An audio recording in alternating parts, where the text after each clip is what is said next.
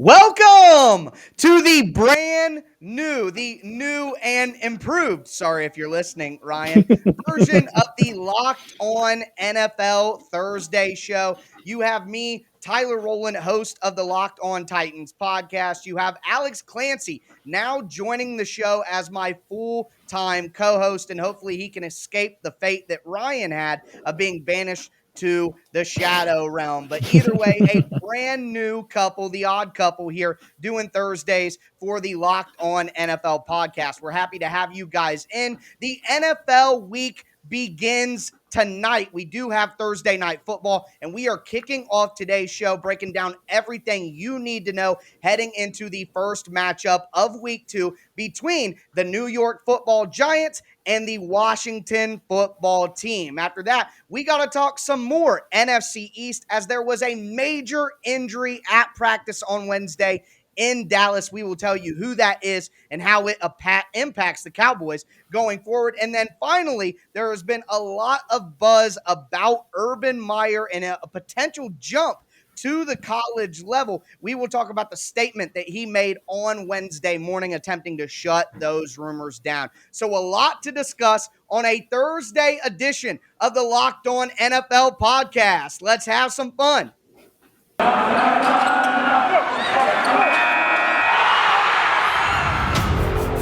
You are Locked On NFL, your daily NFL podcast. Part of the Locked On Podcast Network, your team every day.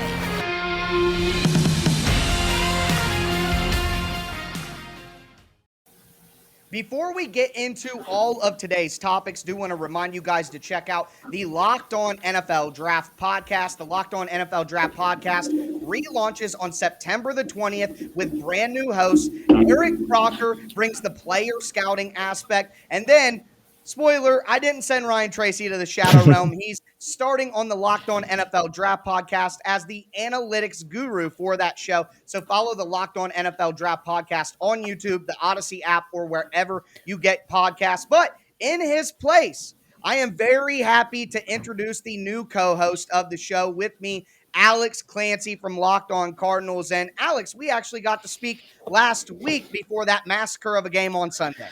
Yeah, I like to tell people when I'm right, and I was right. I was right. Ryan Tannehill. I'm really excited to be here, Tyler. It's going to be a lot of fun to argue with you for 30 minutes every Thursday. Give us some insight. I'm stoked to be here. And yeah, I mean, I don't know. Bo and I on Locked On Cardinals, we were trying to debate which one was more of an outlier in either of the performances, and I have no idea. It's week 1. Anything's possible. Tennessee's going to be fine. The Cardinals probably won't be as high as we saw through 1 week, but who the hell knows? It's the NFL, man.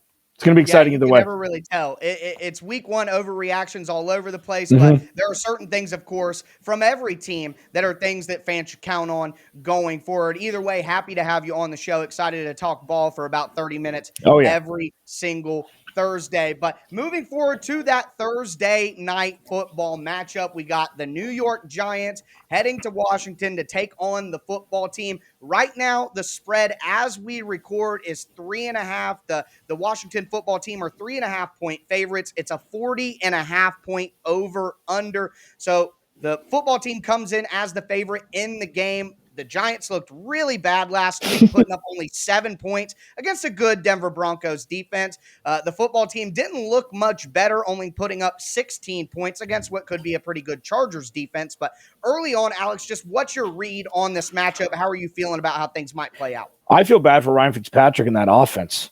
They were set. They needed an adult in the quarterback room. He came in, and he would have been great for Terry McLaurin and Logan Thomas and Antonio Gibson's growth. The fact that he's out with a hip already, it sucks. Taylor Heineke played great in the playoff game last year. We all know the scramble to the pylon for a touchdown where he laid out but the defense is going to be the calling card for Washington, and we don't know if the Giants even have a calling card at this point. Saquon obviously is still hobbled. He's not all the way back to where he wants to be. We don't know what Kenny Golladay is going to be. We don't know what that defense is going to be. Is Daniel Jones the guy? Doesn't seem like it. I picked Washington to win the division before the season started. It doesn't matter if they lost week 1. They still look to be the most complete 1 to 53 man roster on game days in the NFC East, right? Yeah. I mean, I agree with that. One thing I will say is the Philadelphia Eagles did look pretty good. And if Jalen Hurts can play the way that he played, I think the Eagles will be right there with the Cowboys, with Washington, fighting for that division crown. But right now, if Heineke can play well like he did last year in the playoffs, I think there's a good chance that off the strength of the overall roster, Washington could still stay in that. I mean, they're going to have to put up more points than 16 regardless of who the quarterback is, though, even with that defense playing very well. Scoring 16 points isn't going to win you very many games in the league. But on the flip side, the Giants did even worse than that. And like you mentioned, Daniel Jones still having issues with turnovers, wasn't a very clean game. Are you worried that this is pretty much the end of the road for the Daniel Jones-led Giants if they don't get things on track this year? It's brutal, man. Say how many teams would take Tennessee's skill position players on offense? Like 25 of them? Right. How many teams would take Saquon, Kenny Golladay, Sterling Shepard, and that offensive line where Andrew Thomas doesn't really seem to be the 4th overall pick that everybody thought he potentially was going to be early on in the draft process? How many teams would take that offense if it wasn't Daniel Jones? I don't think as many as Tennessee, not as many as Arizona, but still a handful. So if you see that and Daniel Jones isn't the guy, you're going to have to pay Saquon. What are you going to do with the quarterback position? Are you going to make a ballsy trade for a quarterback? Are you going to have to draft one? It feels like he's not the guy. Yeah, it feels like he's going to be a nice backup, but he's not the guy. Yeah, no, I agree. And, I think he's got some decent talent. I'm sure he does things well, but the turnovers, I mean, he's just a turnover machine. And whether it's always his fault or not, doesn't really matter if you're turning over the ball. Now, one thing I want to hit on before we close our game preview here is the injury report for both teams. On the Giants side, a big loss here. Tight end Evan Ingram is going to be out again. He hasn't participated all week. Linebacker Cam Brown with a hamstring is also going to be out in this game. And guard Shane Lemieux out of Oregon with a knee injury also out for this game already. Saquon was limited throughout the week. He's questionable, but it sounds like he's going to be good to go. Obviously, we talked about Ryan Fitzpatrick being out for the Washington football team. He has gone on IR. And then Antonio Gibson was limited early in the week on Monday with a shoulder, but he's been full every day since, so expect him to play in that game. Either way, my final pick, I do think that Washington wins this game. I think that they cover the 3.5-point spread. I see them as about a 7-point winner. I would say 24-17 Washington football team. What say you, Alex? Yeah, I mean, I think that they're going to score even less points than the Giants. I mean, I think it'll be 27-10. It's going to be ugly. That front seven is sexy as hell. That could be one of the best fronts. I mean, especially front four. I mean, with Montez Sweat and Chase Young, it's just it's hard to beat, especially with Chase Young matching up against the aforementioned Andrew Thomas. It could be a very, very rough go for Daniel Jones at all on the offense for the Giants. So yeah, I think 27-10. I don't think the over is going to hit, but I think they will definitely cover at home. Yeah, that's my expectation as well. So we will check on that at a later date and see if we were right there. But we're going to move forward on this Thursday edition of the Locked On NFL podcast. There was a major injury to an NFC East defensive star at practice on Wednesday. We're going to tell you who that is and how that will affect that team. Before we get into that, do want to remind you guys that rockauto.com is a family business that's been serving online parts customers for over 20 years. They have everything you need, and their online catalog is remarkably easy to use and easy to navigate. A few easy clicks get you whatever you need delivered directly to your door. One thing I didn't know is chain auto parts stores can actually give you a different price whether you're a professional mechanic or a do-it-yourselfer. So you may go to a chain auto parts store, stand in line, they don't have the part that you need in stock, and when they order it out of their warehouse, you're going to pay twice as much as the professional mechanic standing next to you. You never have to worry about that at rockauto.com. Make sure you check out their online catalog full of everything you need, anything for your car or truck. And when you place your order at rockauto.com, use the promo code LOCKEDON in the How Did You Hear About Us box so they know that we sent you. Amazing selection, reliably low prices, all the parts your car will ever need. rockauto.com.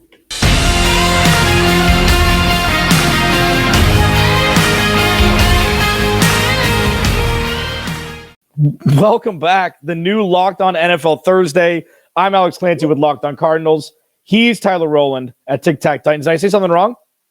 No, I said woo. I'm excited. Oh, woo. Yeah, Locked On NFL Thursday, man. Thanks to everybody who watches, listens, subscribe to the YouTube channel. All of our YouTubes are starting to just grow and grow. And, this is so fun. Like, seriously, we thank people. Thank you so much. We mean it. Like, we all have full-time jobs. And we choose to do this with our time because it's so fun to, just talk sports, man. And we kind of know what we're talking about, which is nice, So yeah. There was Dak Prescott. If you watched last Thursday, just Dak Prescott, he's turning into a lovable character because it's like watching a tragedy with the Dallas Cowboys. The offense, potent, great, fantastic. And the defense is pretty much null and void. And There was a report yesterday from me and Rappaport first, and then let me get his name right. David Moore from the Dallas Morning News. There were two reports. One, their best pass rusher, Demarcus Lawrence, had a foot injury. The press conference was canceled, which isn't always a good sign. And then David Moore came out a couple hours later and said, the Cowboys are proceeding on assumption that they'll face the Chargers Sunday without starting defensive ends Demarcus Lawrence and Randy Gregory, who is in the COVID protocol, against the Chargers with one of the most potent offenses in the NFL, and their defense is getting a lot better, especially with everybody being healthy, Derwin James, etc.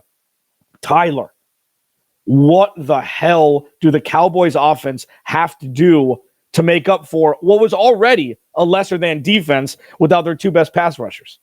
They're going to have to do more. Basically, I mean, we're talking about a Cowboys pass rush who were one of two teams in week one that had 0 sacks. And now they're losing their two top pass rushers. I mean, outside of that, you're talking about Terrell Basham, Brent Urban, who's more of a run stopper anyway, Dorrance Armstrong. I mean, the Cowboys are just void of any other pass rush talent that they can truly rely on. So if Demarcus Lawrence is hurt, for this week, that's bad. But if it's an injury that's going to keep him out and a foot injury, that's never good. If it's something that's going to keep him out multiple weeks, I mean, the Cowboys offense is going to have to try to score 38, 41 points a game to deal with the fact that the defense is just simply not going to be able to stop anybody. And I think that they have some talent, and they're going to need Micah Parsons to really step up as a rookie. But losing your best pass rusher when you already don't have a great pass rush, that's going to be tough to come back from. Luckily, they're in the NFC least that may be improved this year, but I still don't think that they will be unable to maybe make a push. Yeah, and I think what really screwed the Giants or the Cowboys over was Carolina taking J.C. Horn at 8 in the draft because they were almost guaranteed either J.C. Horn or Patrick Surtain Jr. And they both got snaked right before their pick, and they're like, you know what? Best player available, Micah Parsons. If it weren't for the offseason issues, the locker room stuff that never stuck, but there were some rumblings that there was some not so great things happening in the locker room, he probably could have gone top 5. But the fact that he dropped, it's like, man, J.C. Horn's gone, and then people didn't think that Caleb Farley was ready, Greg Newsome was ready, so they went with best player available instead of their severe need at corner. This is where they sit, and you're right. I mean, Micah Parsons, Sean Lee's retired, so they don't have a heart of this defense from the linebacker position, and there are so many holes in that ship. It's just what do you plug first? And they could at least have relied a little bit on the pass rush. But sweet mother, they're in for a world of hurt, it seems like, on Sunday. You're right. They want to put up a 40-burger. Yeah, that's what it's going to be. Dak Prescott is going to be the number 1 fantasy football quarterback if the defense stays like this. It's wild. Dak Prescott has thrown for 400 yards more times than just about any other quarterback in the last few years. So he can definitely air it out, and they do have the weapons on offense to be prolific enough to maybe win some games and maybe win enough games to win the division in the NFC East. But yeah, you're talking about holes in the ship. I mean, this is a colossal hole now that has the potential to sink the whole boat. Demarcus Lawrence is one of their only top-tier talents on defense. And you talked about the linebacker position. A guy like Jalen Smith, I mean, he's not playing the amount that he used to play because he's simply not the player he was 2 years ago. Leighton Vander Esch, with all the injuries to his neck, they have to be careful about his snap counts and putting him out there too much. So, yeah, you're relying on Micah Parsons, who is good. And you look back even further than the J.C. Horn pick, the trade for Sam Darnold. think about the domino effect that had. If the Panthers don't trade for Sam Darnold, they most likely pick a quarterback at spot 8, probably Justin Fields or Mac Jones. And then that leaves the Broncos to take Surtain, and then the Cowboys can get J.C. Horn, and who knows what's going on with that now. It's just crazy how the dominoes fall. But, yeah, just a major injury for the Cowboys, and I'm not certain how they're going to be able to rebound from that from a defensive standpoint. They're just going to have to compensate by scoring that much more on offense, and I think Dak can do that. Yeah, for sure. And I mean, so there's a couple things. Alex Clancy, Tyler Rowland, the new look Locked On NFL Thursday here. Thank you to everybody watching, listening, tweeting, etc. They do have a couple things going for them. One, the NFC East is one of the easier divisions to win, even though it's going to be a little bit incestuous because all the teams are bad in their own right. So, 7 or 8 wins might get you there, even in the 17-win season, probably not 7. And also, they do have, on paper, aside from Kansas City, probably the most potent offense in the NFL. It can be argued. Yep. And I've said potent a couple times, but I don't know why I use that so much. But yeah, it can be argued that they have, 3 wide receiver ones on the same roster. You put Michael Gallup on a different team, he'd probably be a wide receiver 1. You have arguably a top 6 back in Zeke, and you have arguably a top 6 back, at least a top 6 quarterback for fantasy purposes with Dak, and the offensive line's good again with them being healthy, with Zach Martin coming off of COVID. So they have the ammo to fight this battle, but you don't want to fight it week in and week out, especially against really good defenses when your team can't put up 30 points on offense. So it'll be really interesting to see what happens. It's scary and it's fun to watch because we're both not covering the Cowboys. Yeah, you know what I mean? You feel bad for Marcus Mosher for Locked On Cowboys that you have an incredible one side of the ball and the other side is just lesser than. Well, that's something that I'm personally familiar with over the last few years. But, as long as you have one decent side of the ball, you have the ability to win a few games. And like you mentioned, considering the division, the Cowboys still have a chance to stay in it despite the injuries. Alex Clancy, Tyler Rowland, Locked On Thursday. We're going to wrap things up next with one final segment on this edition of Locked On NFL Thursday. But first, we're back, and so is the NFL, bigger and better than ever. BetOnline is your number one spot for all the pro and college football action this season. BetOnline.ag has been with us for a while, and they are blowing up. With the new updated site and interface, even more odds, props, and contests, BetOnline.ag continues to be the number one source for everything football. So go to the website, use your mobile device to sign up today. You receive a 100% welcome bonus with promo code NFL100. So you deposit $100, they give you $100. From football, basketball, boxing, right to your favorite Vegas casino games, don't wait to take advantage of all the amazing offers available for the 2021 season. BetOnline, the fastest and easiest way to bet on all your favorite sports. BetOnline, your online sportsbook experts.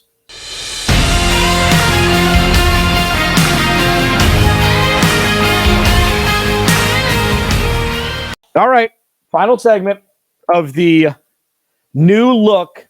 I mean, at least Tyler's got the looks. Like, I've got guys that have looks with the, I'm losing the hair. I've got the voice. I piss people off. That's my thing.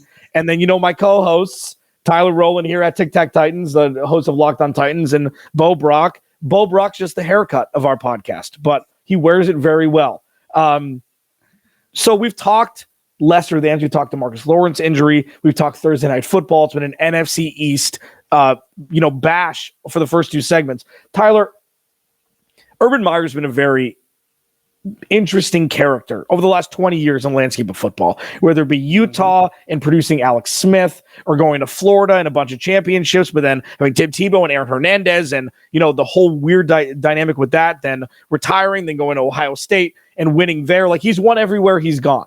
And his new plight, his new journey is the NFL with Trevor Lawrence, the golden boy, number 1 overall pick.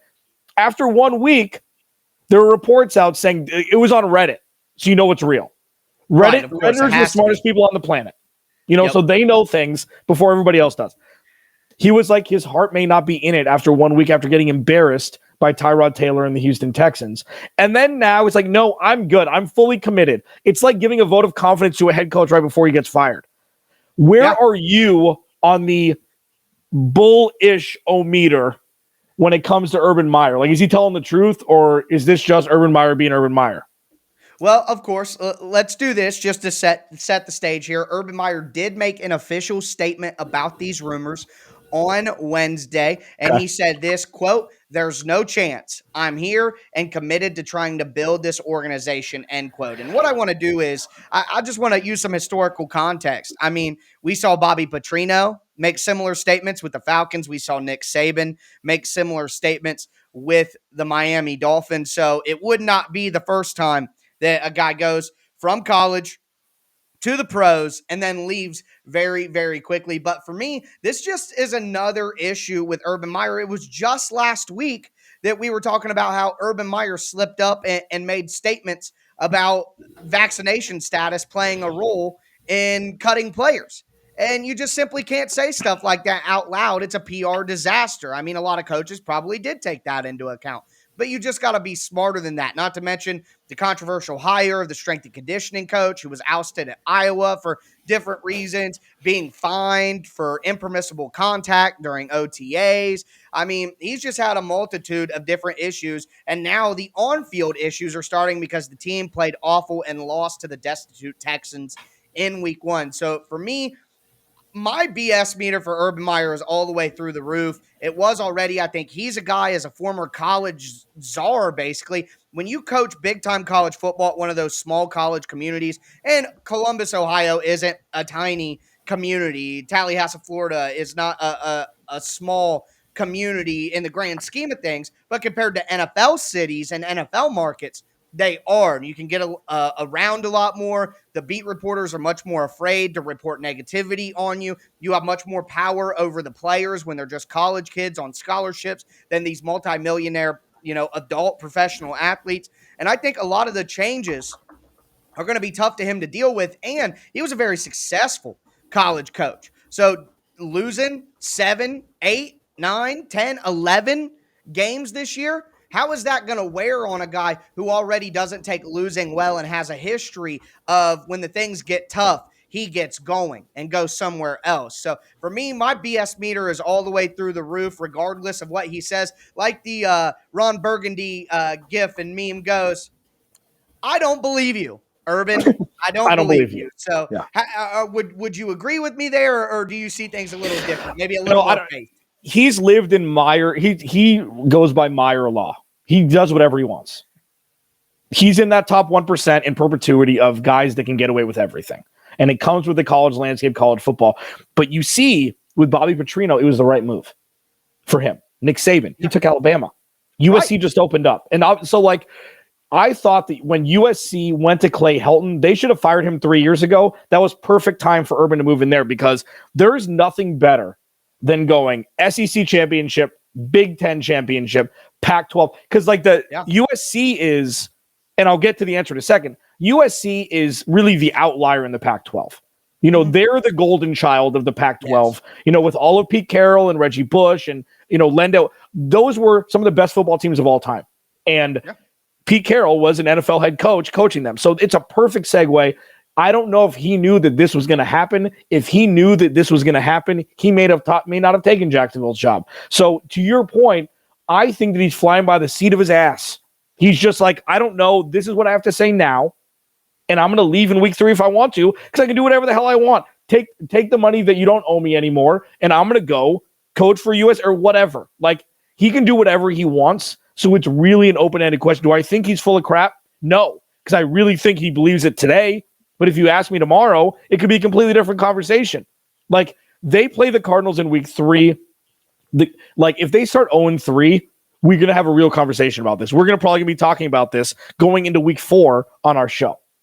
And it's quite a cloud to hang over the top of a team. Not only do they have a brand new coach, brand new system, brand new coordinators, everything like that. Just lost a game to a team I'm sure they thought that they were going to beat. And now your head coach, do you trust the guy? They had problems earlier in training camp where Urban Meyer was holding boom mics over the players during practice to try to get all their little, talkings and everything like that. And there's just a lack of trust in the locker room between the players and the coaching staff. So something to monitor. Your head coach may be on the way out. You don't know. Either way, the rumors are not a great sign for Jacksonville. Do want to drop one last note in here before we go for the day. Just got breaking news while we are recording. The injury to Demarcus Lawrence is a broken bone in his foot. They're going to place him on IR. He is going to be out for the majority of the season. Very tough blow for Dallas. It is about as bad as it could possibly be. So that kind of caps off that.